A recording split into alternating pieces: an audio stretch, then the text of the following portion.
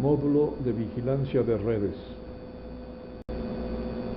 Peter Drucker, a mediados del siglo pasado, Peter Drucker, un gran gurú de la administración, enunció este principio: lo que no se mide no se puede administrar. Y nosotros añadimos: lo que no se administra no se puede asegurar. Veamos un ejemplo de la importancia de la métrica en el mejoramiento de la seguridad, o en este caso de la salud. También a mediados del siglo pasado, una enfermera de apellido Apgar desarrolló una métrica para medir el riesgo en que se encontraban los niños recién nacidos. Entonces, después de algún trabajo de investigación y de experiencia, asignó una métrica de 10 puntos, que son los que aparecen ahí en la filmina. Entonces, cuando nace un niño, se aplica esta métrica de Apgar en cuanto nace, y después se vuelve a repetir las medidas en cuanto pasan 5 minutos. Si se detecta un valor menor de 4, se considera que el riesgo de muerte para el bebé es muy alto y hay que hacer algo. Entonces, al aplicar esta métrica, se vio el siguiente efecto. Antes de aplicarla, 1 de cada 30 niños nacidos moría. Después de aplicarla, solamente moría 1 de cada 500 niños que nacían. Esto es un ejemplo espectacular de cómo se relaciona la métrica de un problema o la métrica de un sistema en referencia a su seguridad. Y aquí vale la pena hacer notar una vez más que en inglés hay 2 palabras que son security and safety, mientras que en castellano nada más tenemos una sola palabra, que es seguridad. La métrica de Apgar mejoró muchísimo el safety de los niños. Entonces vamos a platicar ahora de las métricas de monitoreo de una intranet. Los parámetros que hay que medir en una intranet son los siguientes: la latencia, que tiene que ver con el tiempo que le toma a un paquete viajar del origen al destino o viceversa. Segundo, la pérdida de paquetes, que es el porcentaje de los paquetes que no llegan a su destino. El flujo total, que tiene que ver con el número de paquetes que se envían por unidad de tiempo. Es decir, cuando estamos hablando de un flujo, podemos hablar de una transferencia de un archivo de sonido, un archivo de video. Luego hay que medir la efectividad del uso de los enlaces, y no solo eso, sino de qué enlaces están funcionando bien y qué enlaces están funcionando mal. La siguiente medida que hay que tomar, el siguiente parámetro que hay que medir, es la disponibilidad de la red, de la intranet. Y finalmente, la conectividad, es decir, si es posible que un origen y un destino se conecten o no. Pues ese tipo de vigilancia que hay que medir es la métrica de una intranet. Nos importa también el retraso del viaje en un paquete en un sentido, o el retraso en el viaje redondo. Eso se llama jitter. Es decir, puede suceder que en un momento dado los paquetes lleguen más o menos rápido, pero un momento después los paquetes vayan y vengan de una manera mucho más lenta. Eso es un problema que hay que detectar. Lo mismo sucede con la pérdida de paquetes en un sentido o paquetes en viaje redondo.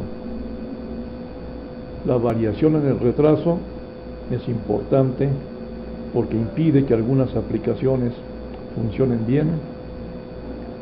Y luego la capacidad de transferencias masivas tiene que ver con el uso de la intranet para transmitir flujos de información. Pues la métrica del funcionamiento de una intranet tiene 4 propiedades fundamentales, que es la disponibilidad, las pérdidas, los retrasos y el uso. La disponibilidad tiene que ver con la conectividad y la funcionalidad. Las pérdidas tienen que ver con paquetes que no llegan en una dirección o en viaje redondo. Los retrasos son importantes en una dirección en viaje redondo, pero también la variación en el retraso de los paquetes importa mucho. Y el uso de la red tiene que ver con la capacidad que tenga la intranet de manejar flujos de información, el ancho de banda del que se disponga y la capacidad de la intranet. Entonces, la disponibilidad es qué porcentaje del tiempo está disponible un sistema para su uso normal. Aquí tenemos que tomar en cuenta que debe estar disponible no solo el servicio, la red y el servidor, sino también todos los aparatos o todos los dispositivos de apoyo. Si medimos la disponibilidad en un número mensual, por ejemplo, decimos que hay una disponibilidad del 99.99%, esto indica que el servicio no estuvo disponible 4 minutos en un mes. Eso puede parecer muy poco, pero depende de si esos 4 minutos fueron consecutivos o fueron repartidos durante el mes. Entonces hay que estar muy seguros de cómo se mide la disponibilidad. La disponibilidad se mide enviando paquetes y observando la respuesta. Y de ese flujo de ida y venida se puede medir también la pérdida, la latencia y la disponibilidad. La pérdida de disponibilidad se debe a una falla de conectividad, a una falla de funcionalidad. Hay que seguir explorando y seguir midiendo. La pérdida de paquetes se mide en términos de un porcentaje de los paquetes que se pierden en tránsito en un periodo especificado. Recuerden ustedes que los encaminadores y todo el funcionamiento de TCP/IP está basado en el mejor esfuerzo, es decir, en cada punto de encaminamiento, en cada punto de ruteo, como se dice, cada encaminador hace su mejor esfuerzo, es decir, captura un paquete, lo analiza, detecta hacia quién va dirigido, y entonces el ruteador, el encaminador, tiene que decidir a cuál de sus corresponsales le envía ese paquete. Eso quiere decir que los encaminadores tienen que guardar en memoria una buena cantidad de paquetes. Entonces, si un encaminador está demasiado solicitado,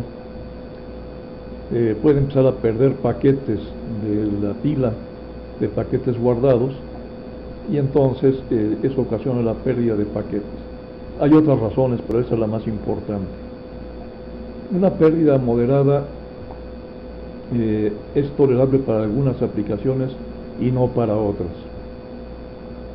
La pérdida de paquetes que se envían por cierto tipo de protocolos son fatales, puesto que no se puede recuperar un paquete perdido.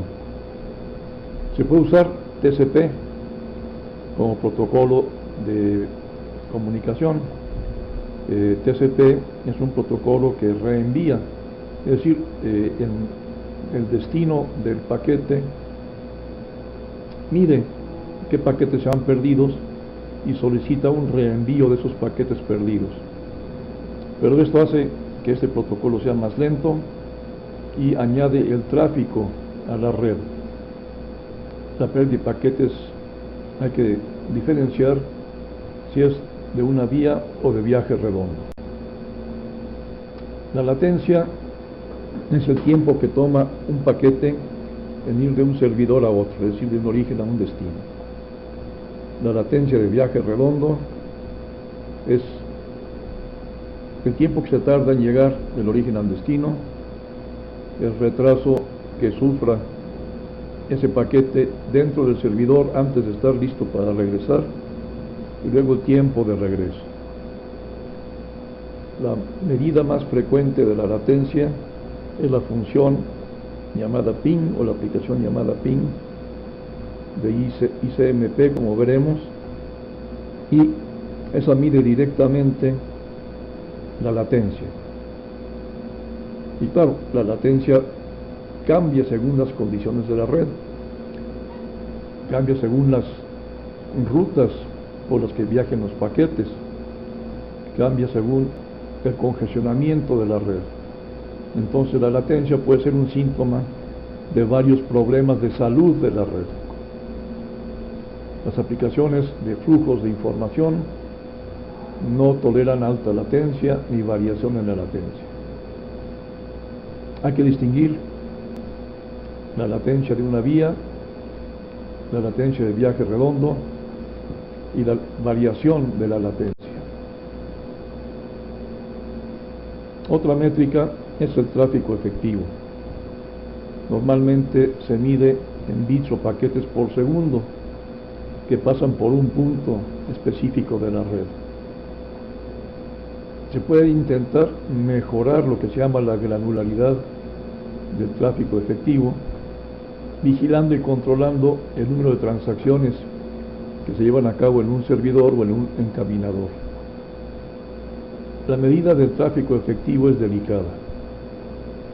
Si escogemos un intervalo de tiempo demasiado largo, se puede perder información sobre las fluctuaciones del tráfico efectivo, o sea, las ráfagas. Si escogemos un intervalo de tiempo demasiado corto, no vamos a poder medir con comodidad el tráfico efectivo. Entonces se recomienda medir el tráfico efectivo en intervalos de 1 a 5 minutos y hay que producir reportes, por ejemplo, diarios, semanales, mensuales y anuales, y analizarlos comparativamente. Hay que saber en qué unidades se está midiendo la capacidad, cuál es el porcentaje de efectividad y el porcentaje de ancho de banda que se está usando, porque si el tráfico efectivo excede con mucho el ancho de banda, va a haber problemas en el funcionamiento de la red. Esas son las normas que fija la Fuerza de Tarea de Ingeniería de Internet para ese tipo de medidas. Y vean ustedes que hay una buena cantidad de RFCs que están dedicados a la métrica de una red. Es muy importante esto de la métrica. No pretendo decirles que tengan que conocer en detalle estos RFCs, pero sí tienen que conocer que existen para echar mano de el conocimiento que está en esos documentos cuando tengan algún problema de funcionamiento de una intranet. Hay dos enfoques principales al medir el funcionamiento de una red, para aplicar esas métricas que les acabo de explicar. Una de ellas es el enfoque pasivo, en donde solamente se observa el tráfico que ya existe.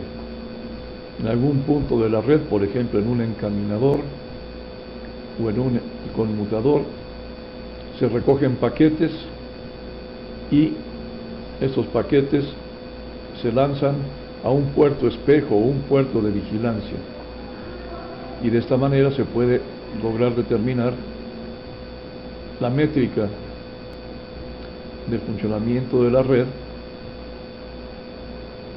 sin interferir con el funcionamiento normal de la red.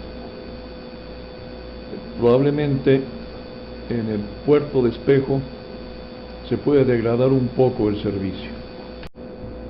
El siguiente enfoque es un enfoque activo, en donde el dispositivo que mide el funcionamiento de la red inyecta tráfico a la red, inyecta paquetes a la red, coloca paquetes de prueba periódicamente o por demanda y se mide el comportamiento de estos paquetes.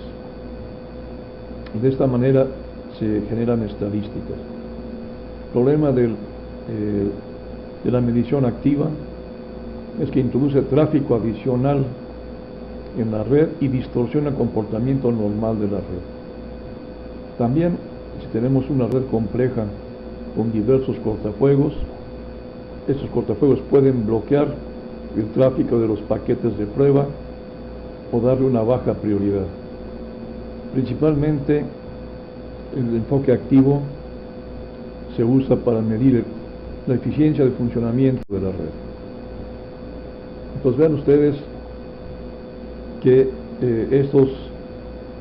esas posibilidades tienen una matriz de aplicabilidad y cada uno de ustedes que esté vigilando el funcionamiento de una intranet tiene que consultar esta tabla para decidir qué enfoque es el que corresponde, si activo o pasivo, cuál es el costo, cuál es el propósito.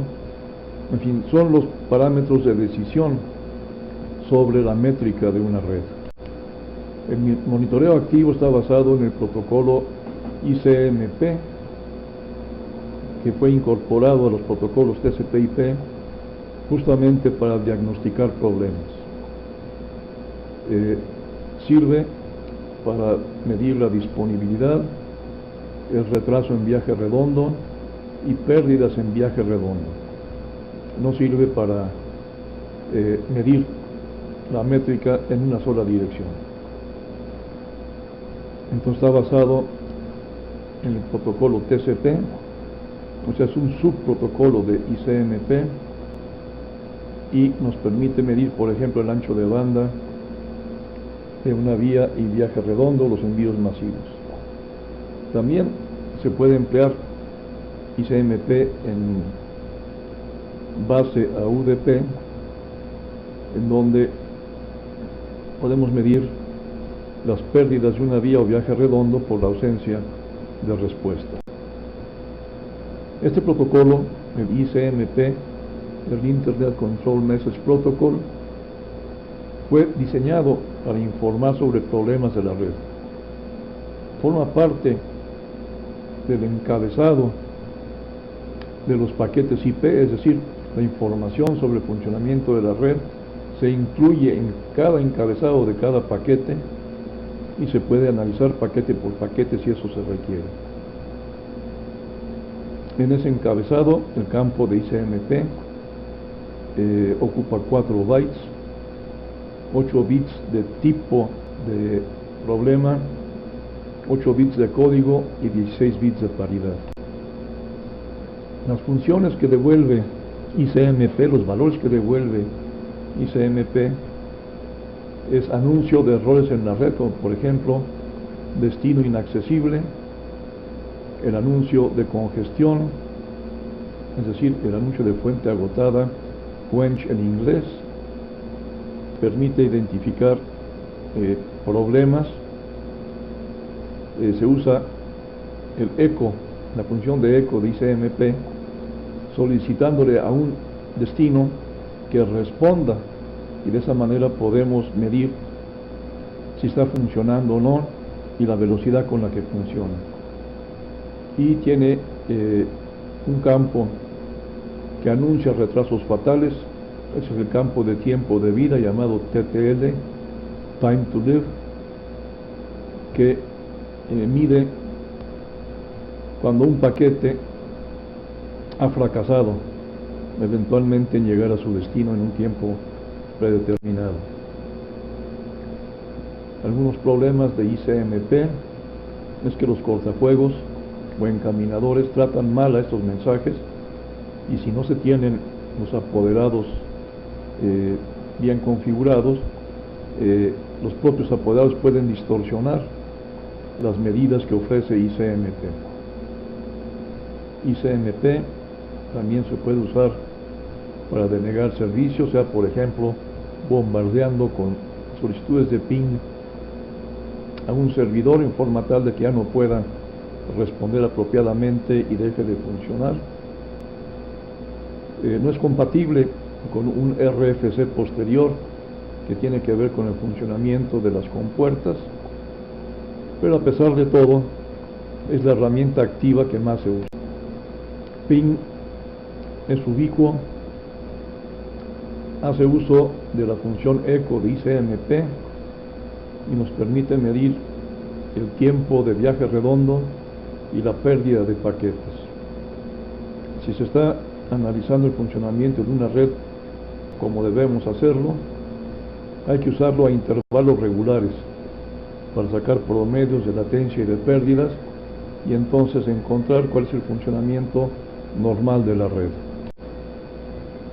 Otra función de ICMP es el traceroute, es decir, el trazado de trayectorias, en donde se nos muestra una lista salto por salto de los ruteadores, encaminadores, por los que ha pasado cada paquete, y de esa manera se anota el tiempo de viaje redondo. Usa el parámetro TTL en el encabezado IP y empieza enviando paquetes con un TTL igual a 1. Entonces el primer ruteador al cual llega este paquete disminuye en 1 el tiempo de vida y responde diciendo: tu paquete ha fallecido, ya no funciona. Entonces se emite otro paquete con un TTL igual a 2 para llegar al segundo encaminador y así sucesivamente hasta llegar a 30 saltos de distancia.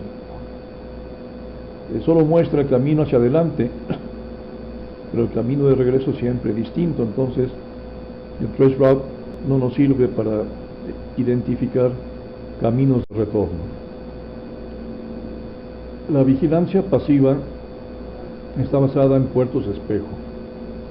Copia todos los paquetes que pasan por un dispositivo de vigilancia pasiva de un puerto a otro y los almacena. No requiere de equipo adicional usando puertos espejo, pero consume los recursos del encaminador o el interruptor. También se puede insertar en la red un divisor de paquetes que envía una copia de cada paquete a este dispositivo analizador. No consume recursos del encaminador, pero se requiere de un equipo adicional. Uno de los problemas de la métrica de red es que genera una cantidad muy grande de información. Si tenemos una red que tenga un ancho de banda de 100 megabits por segundo y se ocupa el 50% del ancho de banda disponible, estamos almacenando del orden de 360 gigabits en una hora. En transmisión efectiva de 300 gigabits por hora, y si la longitud de paquetes en promedio es de 1500, se usan 30 bytes de datos por paquete, lo cual quiere decir que se tiene que almacenar 1 gigabyte de espacio por cada hora. Si la velocidad del puerto es de 8000 paquetes por segundo y hay un flujo bidireccional, tenemos que tener una capacidad de almacenamiento de 12 milisegundos por paquete. Si no se tienen los recursos necesarios para medir paquete por paquete, no nos queda más remedio que muestrear los paquetes. Entonces podemos medir uno de cada n paquetes, es decir, no se pretende medir continuamente lo que sucede, sino estadísticamente lo que sucede. Se puede medir cada n paquetes que se puede muestrear en un intervalo fijo de tiempo. Aquí se ve, por ejemplo, en la imagen de arriba, en donde se está muestreando uno de cada dos paquetes, mientras que en la gráfica de abajo hay un muestreo de paquetes de cada milisegundo.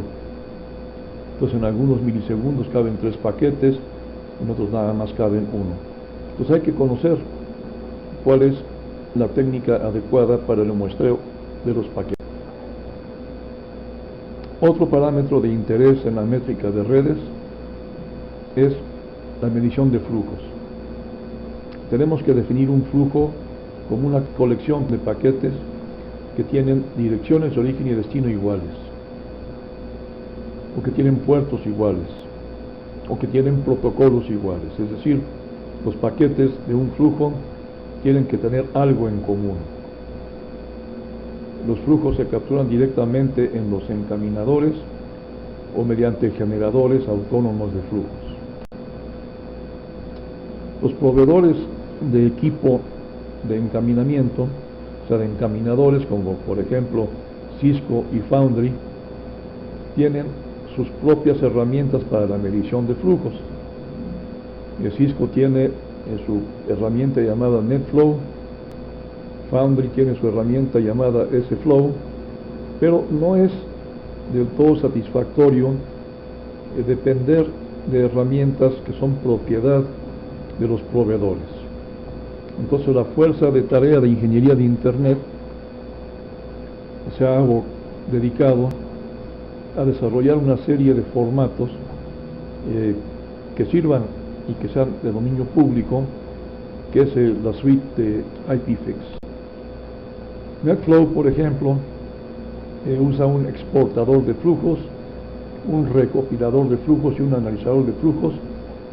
Estas funciones están en los encaminadores propiamente dichos y consumen recursos de esos encaminadores y generan un datagrama de exportación, que es lo que se entrega al administrador. Entonces aquí se registra el flujo en un formato de datagramas.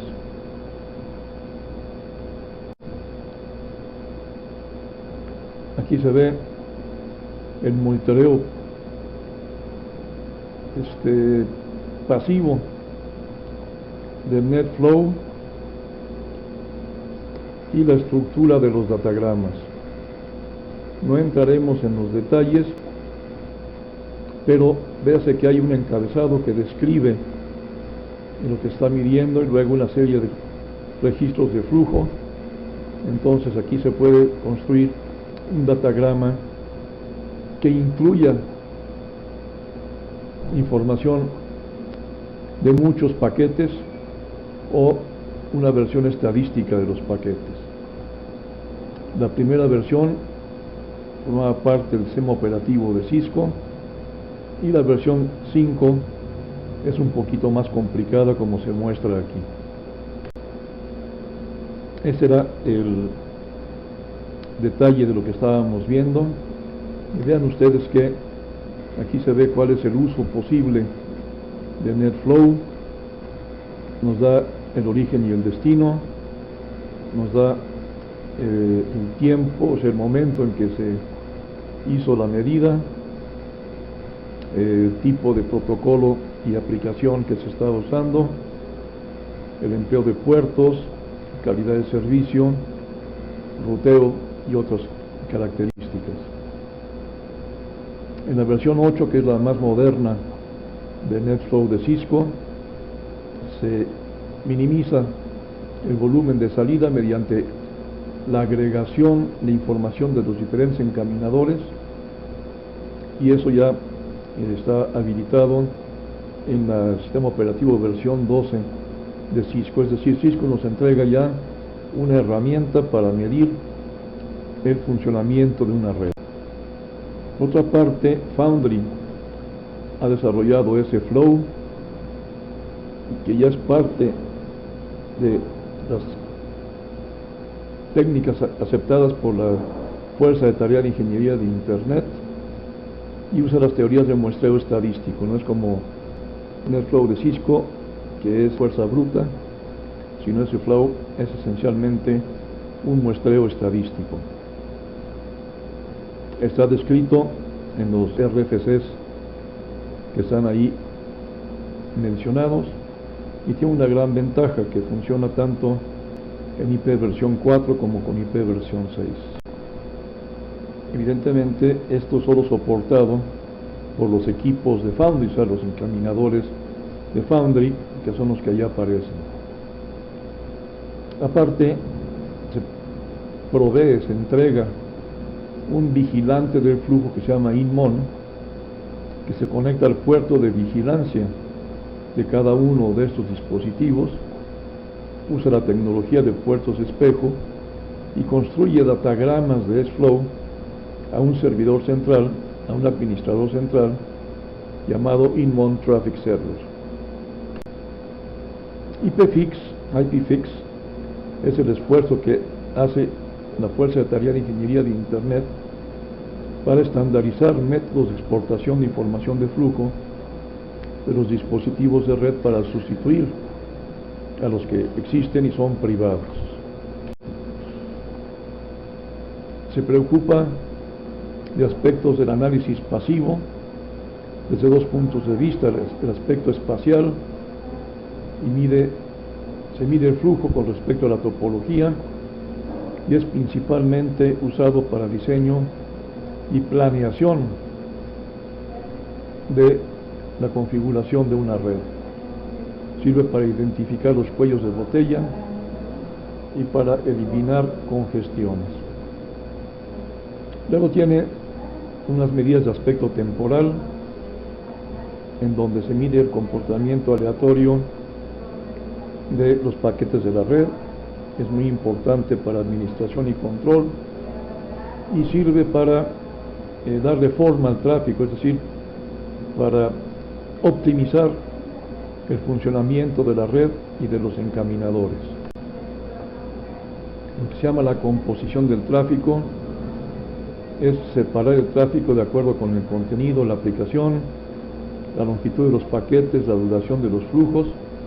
Es decir, es una desagregación del tráfico de acuerdo con diferentes parámetros y nos permite explicar el comportamiento temporal, nos permite vigilar aplicaciones de flujo continuo.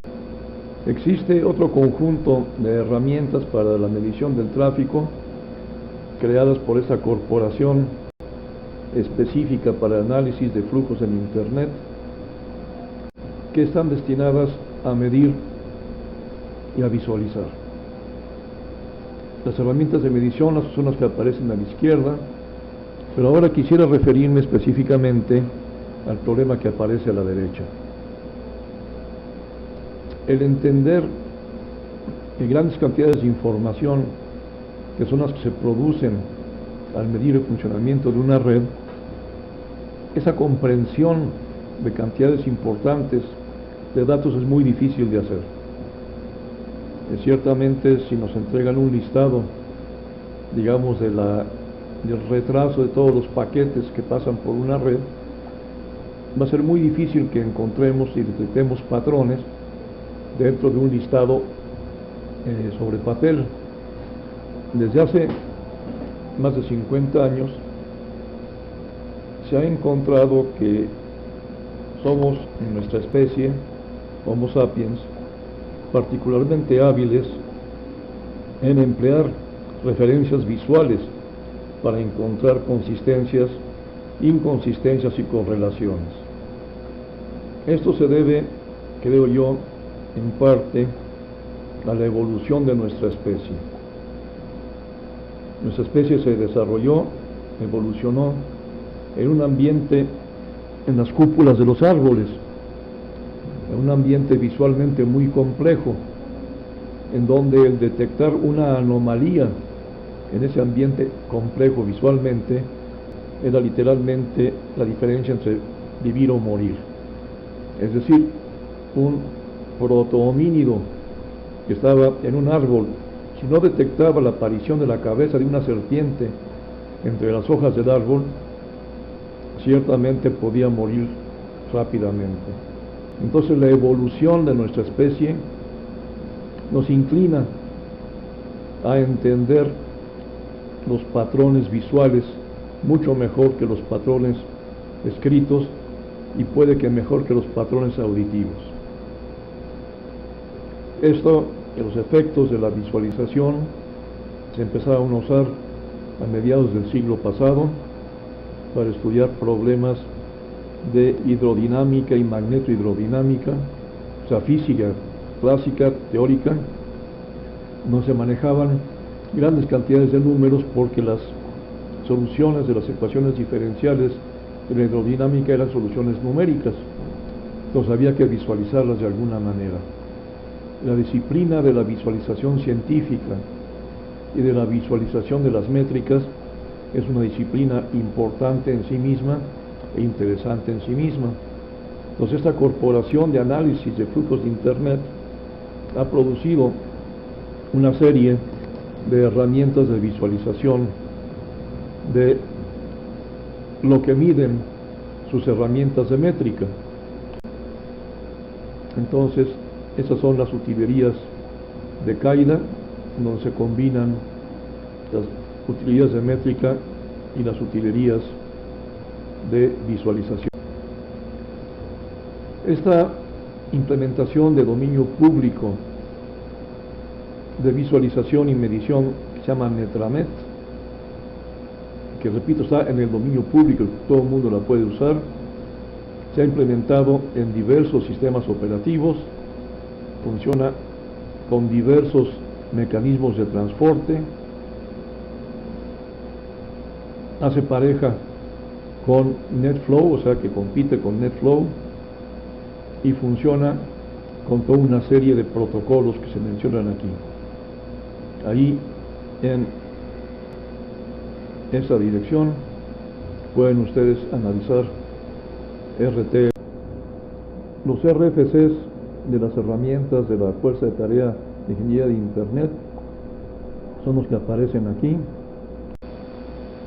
y hay que estudiarlos un poco para decidir qué es lo que vamos a medir, cómo lo vamos a medir y para qué lo vamos a medir.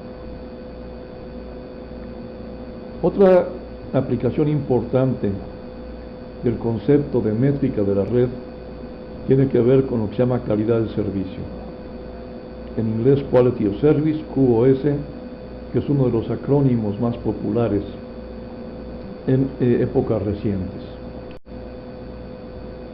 Como habíamos mencionado, el funcionamiento típico de los protocolos TCP/IP es que los encaminadores funcionan de acuerdo con el mejor esfuerzo. Una aplicación envía lo que tiene que enviar cuando quiere sin pedir permiso, ¿sí? Lanza paquetes a la red. Los elementos activos de la red colocan los paquetes en una cola, en un stack, y los reenvían siguiendo algún algoritmo que determine el orden en que se van a reenviar para hacer más eficiente el proceso. La aplicación que recibe el paquete tiene la obligación de avisar que el paquete llegó. Si no lo hace, los elementos activos descartan el paquete. Si pensamos un poco en el significado de las siglas calidad de servicio QoS, vemos que la calidad es un conjunto de propiedades inherentes a una cosa que permiten apreciarla mejor o peor que las restantes de su especie. Servir quiere decir obedecer las órdenes de alguien más. Es decir, la calidad del servicio es el mejorar la calidad de la obediencia de las órdenes para lograr un tratamiento privilegiado de los paquetes. Entonces, se habla de que calidad de servicio es privilegiar algunos paquetes sobre otros.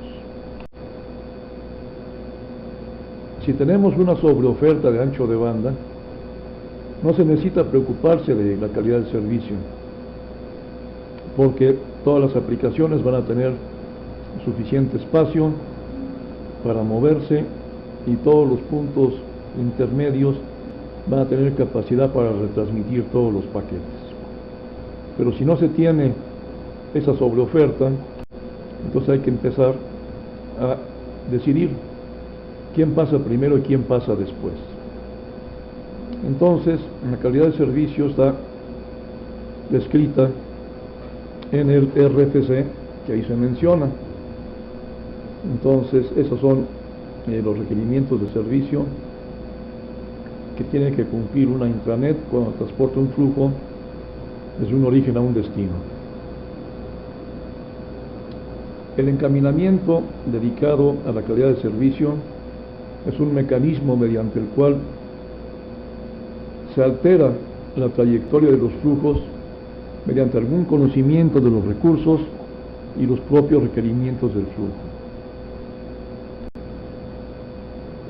Pero hay que cambiar el funcionamiento de la red para privilegiar algunos paquetes de acuerdo con ciertas métricas. Las métricas que permiten mejorar la calidad de servicio son el ancho de banda, los retrasos, la variación en el retraso, el costo y la probabilidad de éxito.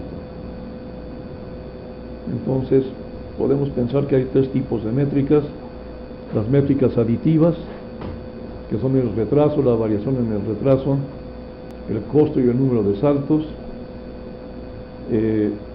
métricas multiplicativas, que tienen que ver con la confiabilidad; y luego lo que se ha dado en llamar las métricas cóncavas, en donde el ancho de banda disponible a lo largo de una trayectoria está determinada por el segmento de menor ancho de banda. Entonces, si tengo una sucesión de saltos, me tengo que fijar en el salto que tenga menor ancho de banda para determinar el encaminamiento de los flujos de paquetes. Y aquí estamos hablando de flujos de paquetes. Hay dos modelos de métricas de calidad de servicio. La primera es la de servicios integrados, donde el estándar nos indica que hay diferentes tipos de paquetes. La aplicación de origen clasifica los paquetes que va a enviar y antes de enviarlos avisa a la red, a la intranet, que va a lanzar un flujo de cierto tipo de paquetes. Esto alerta a los elementos activos, en particular a los encaminadores, de que tienen que destinar los recursos a ese tráfico si es que admiten que circule ese tráfico. Los elementos activos pueden rechazar la petición de la aplicación siguiendo políticas predeterminadas y tomando en cuenta los recursos disponibles. Los servicios integrados, pues, están basados en lo que se llama control de entrada. Si una red acepta el tráfico de cierto tipo de paquetes, entonces se compromete a obedecer las propiedades que se negociaron en los acuerdos de calidad de servicio. Si no se respetan estas propiedades, entonces los paquetes caen en el mejor esfuerzo, lo cual impide el buen éxito de esa aplicación. Parte importante de esta metodología es el protocolo RSVP, que es el protocolo de intercambio de información sobre las características de los paquetes. Los elementos activos vigilan que el tráfico circule respondiendo a condiciones de un estado para cada flujo, forma y vigilancia del tráfico, congestionamiento, administración del congestionamiento variando las rutas y la eficiencia de los enlaces. El tráfico que estamos analizando y al que estamos dándole privilegios para circular se puede categorizar en tráfico elástico, en tráfico tolerante en tiempo real y en tráfico intolerante en tiempo real. Hay categorías de servicio que es servicio garantizado con retrasos promedios sin compromiso sobre el retraso total, y luego el tráfico en donde las garantías son unidireccionales y no son promediadas. Entonces, dentro de la calidad de servicio pueden ustedes ver que hay una diversidad de métricas posibles. La arquitectura de los servicios integrados es la que se muestra aquí. Digamos, el origen de los paquetes envía información, o sea, pide permiso para enviar ese tipo de tráfico a los encaminadores de frontera y a los encaminadores centrales, y se establece un flujo de retorno en donde se le da autorización a esa aplicación de enviar el flujo. Aquí se establece el compromiso de aceptar ese flujo y tratarlo de acuerdo con las políticas de calidad de servicio. Existe otra arquitectura que tiene que ver con los servicios diferenciados, en donde la red se divide en dominios formados por elementos activos contiguos y evidentemente unidos los unos a los otros. Estos elementos activos contiguos emplean una distribución de recursos preestablecida y tienen políticas comunes en cada salto. Si hay contacto entre dos dominios de elementos activos, hay que establecer acuerdos de acondicionamiento de tráfico, Traffic Conditioning Agreements, para que puedan funcionar conjuntamente esos elementos activos contiguos. Cada dominio, evidentemente, tiene dos tipos de elementos: los fronterizos, que son de entrada y de salida, y los interiores. Los paquetes se marcan de forma diferente. Dentro de cada clase de paquetes se colocan marcas diferenciando los paquetes que se ajustan a la norma de aquellos que no se ajustan a la norma. Entonces tenemos una situación como esta, ¿no? Tenemos unos encaminadores de frontera de entrada, encaminador de salida y una colección de encaminadores internos. Los encaminadores fronterizos tienen la tarea de clasificar los paquetes que entran y de marcarlos apropiadamente según el tipo de comportamiento que se espere de los saltos que pueda soportar el dominio.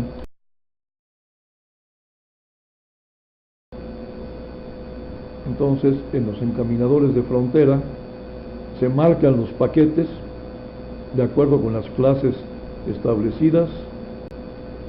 Los nodos interiores leen esas marcas de cada paquete y les permiten saltar según las reglas del dominio. Un nodo que no cumpla las reglas de salto hará que se rompa la calidad de servicio de punta a punta. Entonces es importante que todos los nodos cumplan con las reglas de salto. Entonces, en esas reglas de salto, una parte importante es la temporización, es decir, quién va primero y quién va después. Se le da prioridad a algún tipo de paquetes y se relegan a otro tipo de paquetes. Esas determinaciones se hacen de acuerdo con el acondicionamiento del tráfico que se establezca entre los dominios. O sea, hay pactos entre los dominios. Un dominio de servicios diferenciados es casi siempre una intranet, o en casos más grandes, las redes controladas por una sola entidad, o sea, un proveedor de servicios de Internet.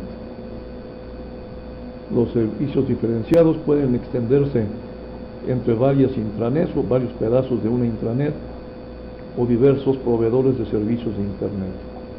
Pero para ello hay que remarcar los paquetes de acuerdo con lo que se haya pactado en cuanto a calidad de servicio y las prioridades de salto. Los servicios diferenciados minimizan la señalización de flujos, o sea, de agregación de paquetes, y se pueden manejar conjuntos de flujos, asignando un comportamiento común a los saltos de un flujo de paquetes. Los elementos activos, es decir, los encaminadores, usan el campo de tipo de servicio que indica cómo debe tratarse cada paquete. De los 8 bits del campo TOS de tipo de servicio, se usan 6 para determinar el tipo de salto y tenemos todavía una reserva de 2. Puede también limitarse la tasa de inyección de tráfico en algunas clases, de acuerdo con los perfiles definidos por el usuario y con las medidas de cumplimiento de las normas de tráfico, las cuales pueden cambiarse, o sea, se pueden cambiar las trayectorias si no se cumplen las normas. El paquete, por ejemplo, en IP versión 4 usa el campo tipo de servicio, y en IP versión 6 se marca en la clase de servicio. Si todos los enlaces soportan el agregado de paquetes, solo habrá que tomar en cuenta la congestión del segmento, porque los diferentes flujos en un segmento compiten por los recursos de memoria y de ancho de banda. Entonces las reglas de salto se pueden determinar de acuerdo con los recursos que consuman, o la prioridad de los agregados, o según las propiedades de tráfico. Resulta económico y efectivo el agregar grupos de flujos para que obedezcan las mismas reglas de salto. Entonces esto permite administrar mejor la memoria temporal o los mecanismos de ordenamiento de la emisión de paquetes. Finalmente, se puede usar lo que se llama el multiprotocolo basado en etiquetas, Multi-Protocol Labeling Service. Los servicios diferenciados se usan para consolidar el tráfico, MPLS se usa para consolidar el tráfico y balancear además el funcionamiento de la red. Cada paquete que se admite a un dominio de MPLS recibe una etiqueta a la entrada del dominio, y esa etiqueta sobresee a las direcciones de origen y destino, es decir, los elementos que aceptan MPLS encapsulan el tráfico TCP/IP con un formato de paquetes propios de MPLS.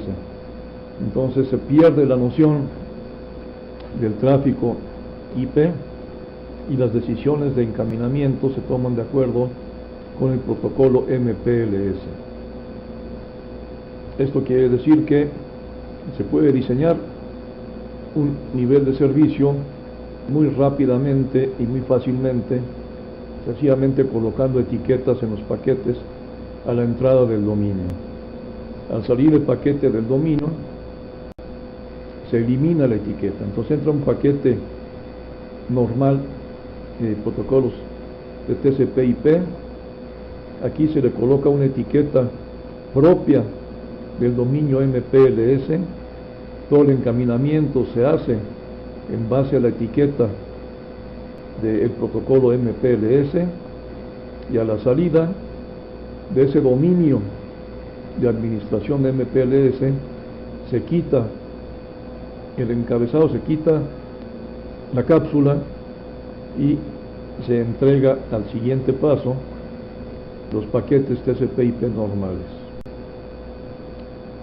Entonces, los encaminadores en el perímetro de un dominio de MPLS son los que funcionan como interfaz con la red externa, y el encaminamiento interno entonces se produce allí en los encaminadores de perímetro, el encapsulamiento, y las etiquetas de MPLS son las únicas que se obedecen dentro del dominio.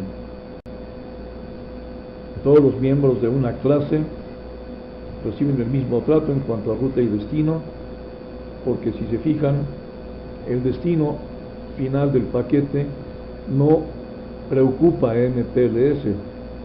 El protocolo MPLS lo único que se interesa es en llevar al paquete del encaminador de entrada al encaminador de salida. Eso es todo lo que importa. Y cada encaminador construye su propia tabla de reenvíos de una clase. La asignación de etiquetas de MPLS obedece diferentes criterios que tienen que ver con ingeniería de tráfico, con redes privadas virtuales, con la calidad de servicio. Entonces es complicado. La administración se saca de la red y por lo tanto esta calidad de servicio es contraria al diseño original de Internet, pues requiere de inteligencia en la red, mientras que el diseño original de Internet, los protocolos TCP/IP, requerían que la inteligencia estuviera fuera de la red. Entonces, entre más profundizamos en la calidad de servicio, más nos damos cuenta de que estamos forzando a un conjunto de protocolos a funcionar más allá de su origen, del diseño de origen. Entonces estamos expuestos a una serie de problemas que tienen que ver con la falta de coordinación de los protocolos. A medida que crecen las redes, aumenta el número de nodos y enlaces, aumenta el número de objetos administrados por nodo, hay que administrar colas, hay que tener cuidado con los acondicionadores de tráfico, los calendarizadores o temporizadores son muy importantes y necesitamos algoritmos de clasificación. En términos generales, el MPLS se usa internamente por cada proveedor de servicios de Internet que conocen su situación, conocen su arquitectura y entonces transmiten los paquetes de su entrada a una salida y el siguiente proveedor de servicios de Internet los recoge, le pone sus propios encabezados, los encapsula a su manera y entonces así se transmiten. Pero la problemática es administrar las interfaces entre un proveedor de servicios de Internet y el siguiente. Entonces hay que establecer con mucho cuidado los servicios, o sea, los acuerdos de nivel de servicio entre los dominios. Y esos son documentos escritos que se reflejan primero en políticas y luego en acciones administrativas. Se pueden tener acuerdos de nivel de servicio que sean bilaterales cuando tenemos una multiplicidad de dominios de administración, o bien el cliente puede firmar un acuerdo de calidad de servicio con un proveedor final y entonces ese proveedor final es el que se encarga de negociar con los proveedores de servicios intermedios. Las organizaciones que se dedican a administrar y a proponer los estándares para estas métricas son el Laboratorio Nacional para Investigación en Redes Aplicadas, que aparece aquí, la Asociación Cooperativa para el Análisis de Datos de Internet, la Fuerza de Tarea de Ingeniería de Internet y, curiosamente, el Centro de Aceleradores Lineales de la Universidad de Stanford, que ha sido pionera en este tipo de trabajo por razones de su propio funcionamiento. Aquí tenemos los diversos apuntadores que pueden ustedes